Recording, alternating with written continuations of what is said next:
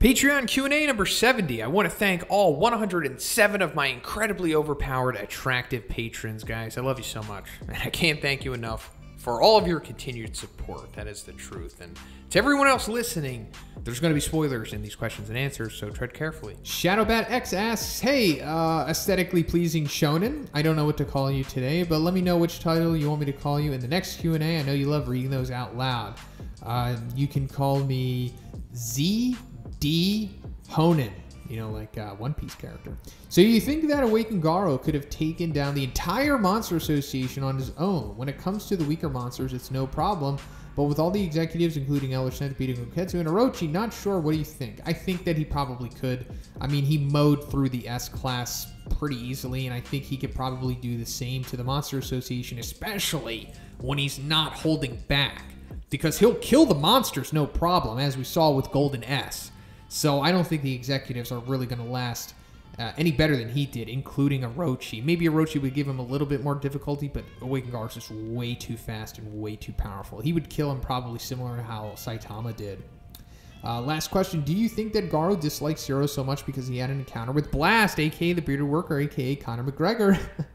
Back when he was a kid, I checked the anime and manga to see if there was more of a reason why he dislikes the heroes, but I couldn't find any.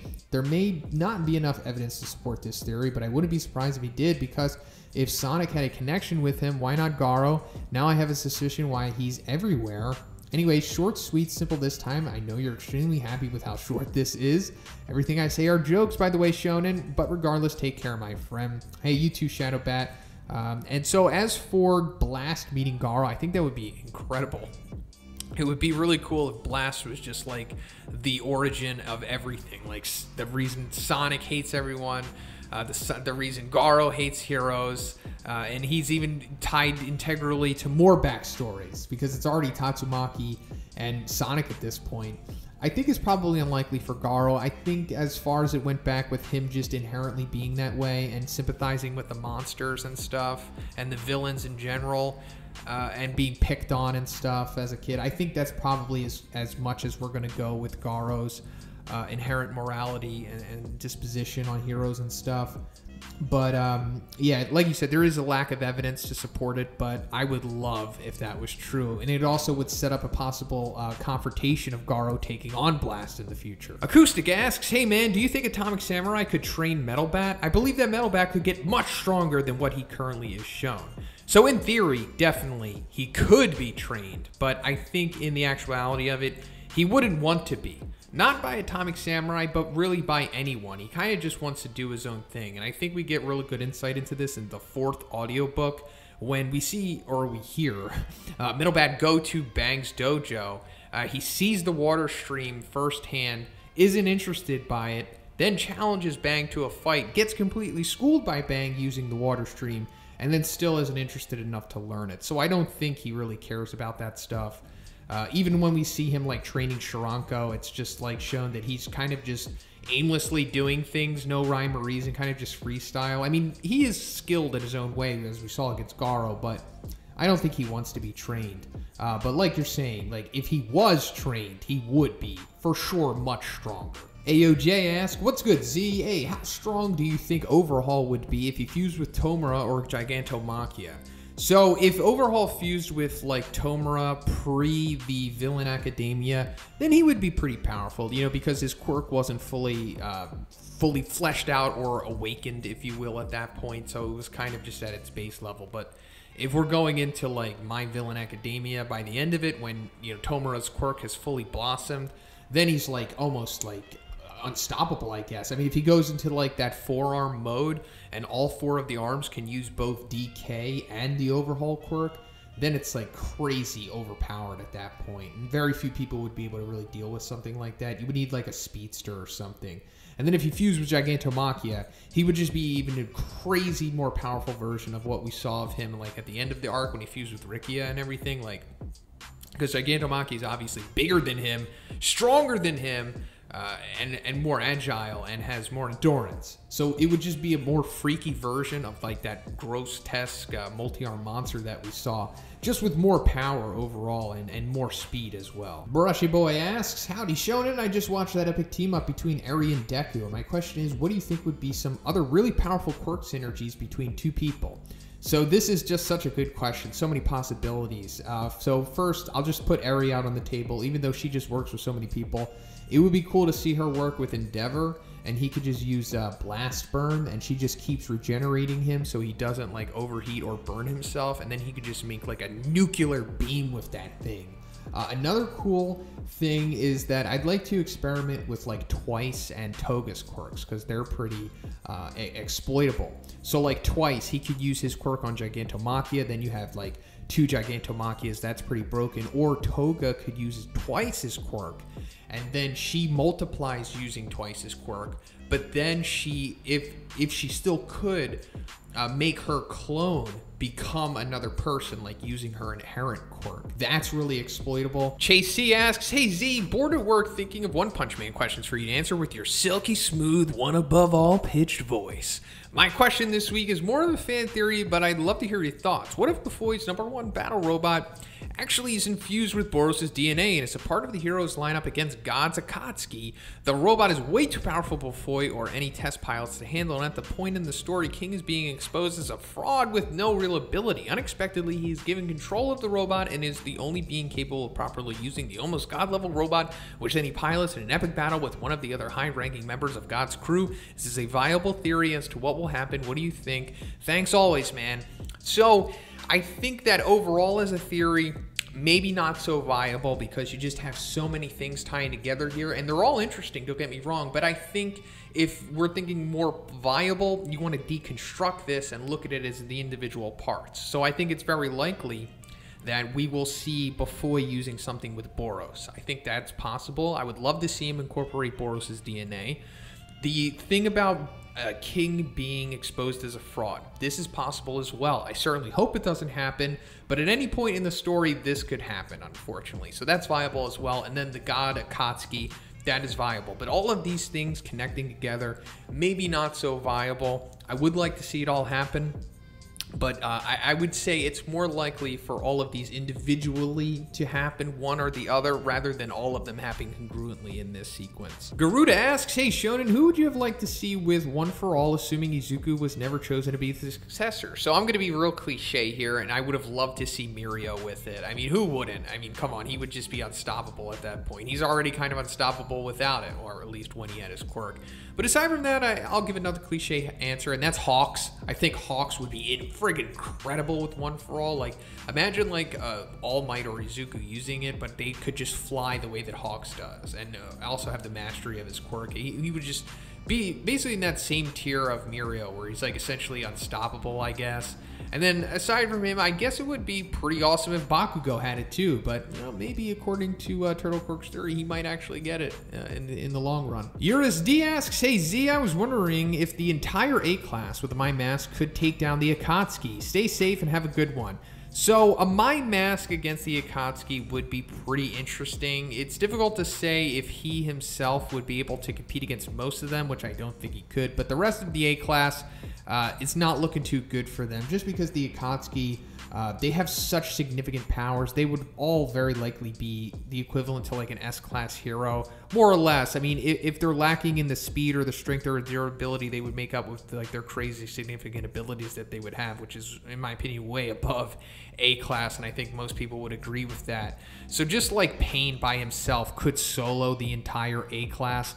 My Mask is in question, but I would say that it's not looking good for them, and the Akatsuki would likely just destroy them all, whether a My Mask is there or not. I mean, he would put up a good fight, would very likely fall in the end. King's Queen asks, hey Big Z, my question for you this week is about Elder Centipede's carapace. We see that he's already molted a couple times based on his multi-face thing. How many of those do you think he can go through before dying, and were the other ones from the time fight with Blast, or were they just him molting naturally? Thanks. So I assume that he can just do it perpetually, probably. I mean, he is Elder Centipede after all. And based on those murals that we saw in the Monster Association from the Subterraneans, I assume that he's been around for a very long time. Also, since it's very implied that the monsters, like the inherent monsters, are very old in that world, so I assume that he's very old and probably molted many times. So I don't think there's a limit to what he could do. I'm just guessing. And also, he doesn't really play by like typical insect rules anyway, because when insects molt, they're like incapacitated during it, and obviously that wasn't the case with him. So I assume that he can just keep doing it, and however really what he wants. But I for sure think that one of those molts was from Blast. Like Blast messed him up and then he molted afterwards, because some good indication of this is like when they state that Elder Centipede had grown in size since he had shown up 2 years ago. And I think that's probably because like Blast like cracked his carapace and then he ran away, and then molted and became bigger. And that's the one that we see show up later on. Legandaryus asks, hey, Shonen, if Fubuki went to the A class after the Psychic Sister arc, is Saitama now a rank higher in the A class, or is she still in B class? So Fubuki is guaranteed access to the A class because she is #1 in the B class, so it's not like Saitama would be able to keep her out or anything like that. And Saitama's rank is interesting because he's number 39, and Snek was said to be the lowest at 37, so that's like doesn't account for number 38, who maybe could be Heavy Kong or something like that. But I think if Fubuki did go to the A class, she would probably be above Saitama. She would probably be in like the low 30s, maybe the high 20s.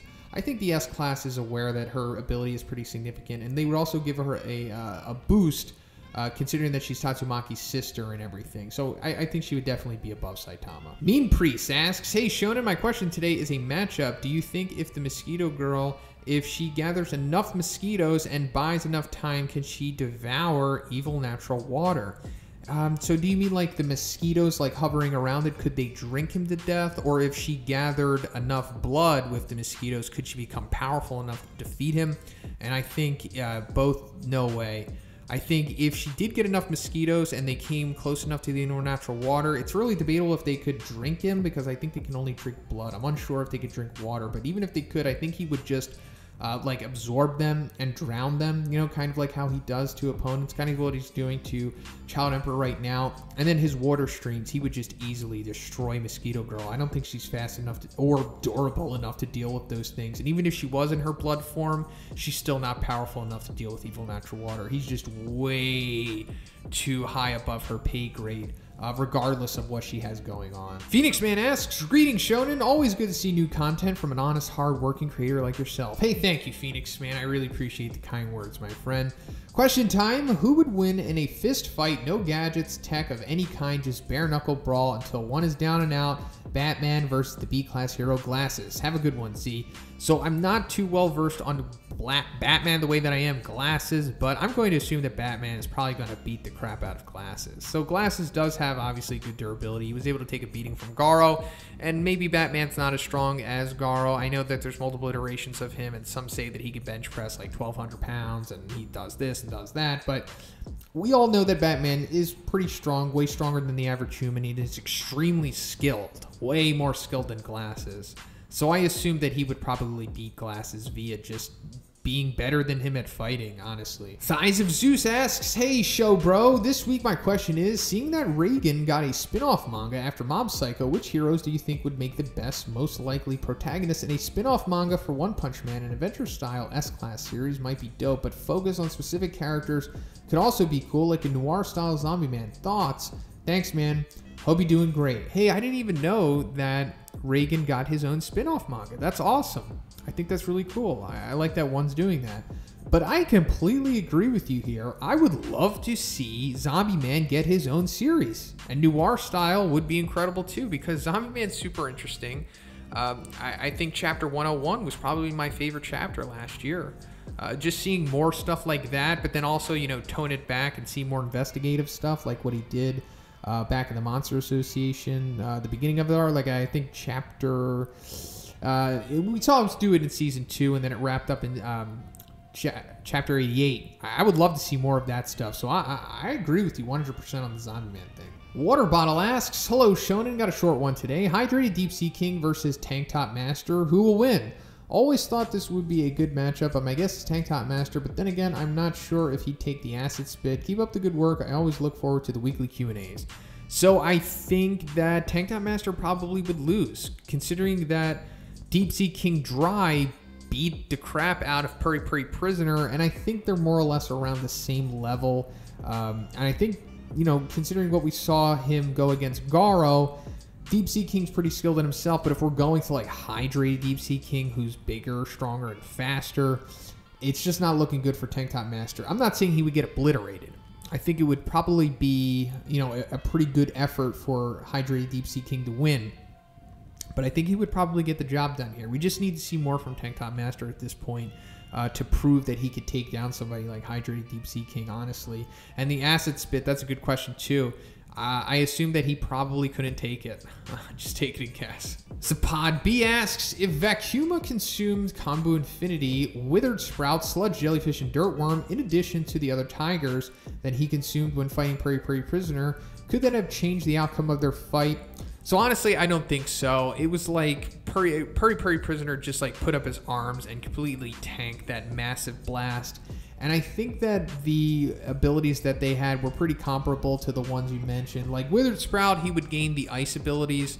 And we already saw him dealt with the other elemental effects. Like there was like a fire, I think there was already a snow one in there from the snowman, and then there was like an electrical one too.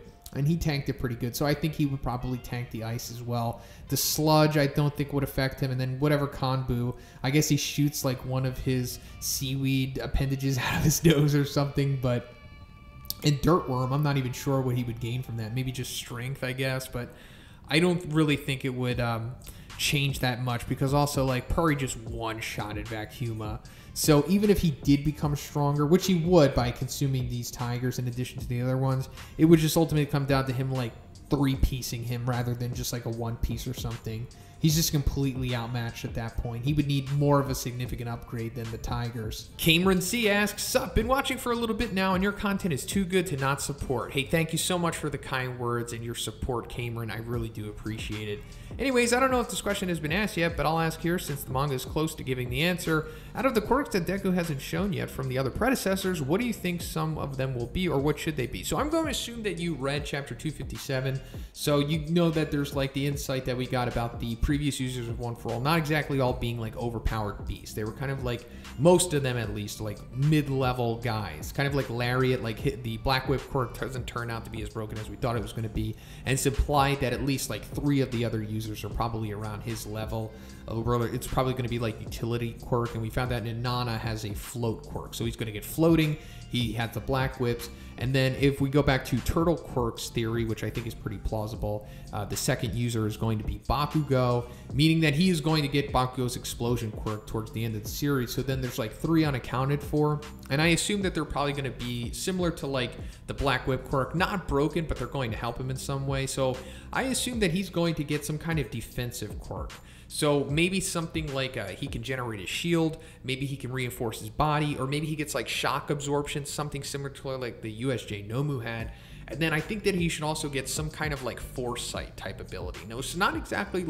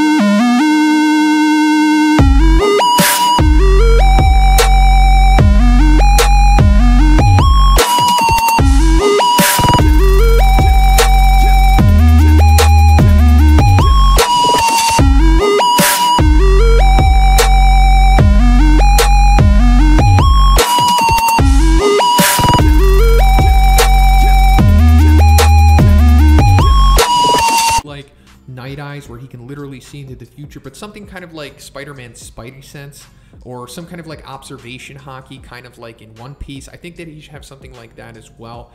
And then maybe he could have some kind of like transformation, kind of like become like a heteromorphic, because that would kind of come full circle. Like he would kind of have all of the types of quirks, like the heteromorphic, the transmitter type quirk, and then the regular type of quirk. So the only thing that would be missing would the heteromorphic one, and I think that would be pretty interesting if he gained something like that. So that's pretty much it for the video today, guys. Once again, I want to thank all 107 of my incredibly attractive, overpowered patrons, guys. I hope you know by now that I love you, and I can't thank you enough. And if you would like to be in next week's Q&A, just simply check out the Patreon. The $5 tier will give you access to this video. And if you haven't subscribed, please do that as well. Have a great day.